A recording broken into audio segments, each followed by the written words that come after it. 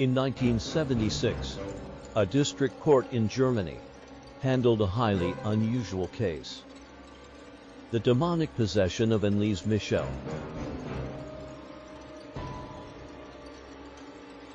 Due to its seeming authenticity, this incident became the premise of the movie of the original The Exorcist.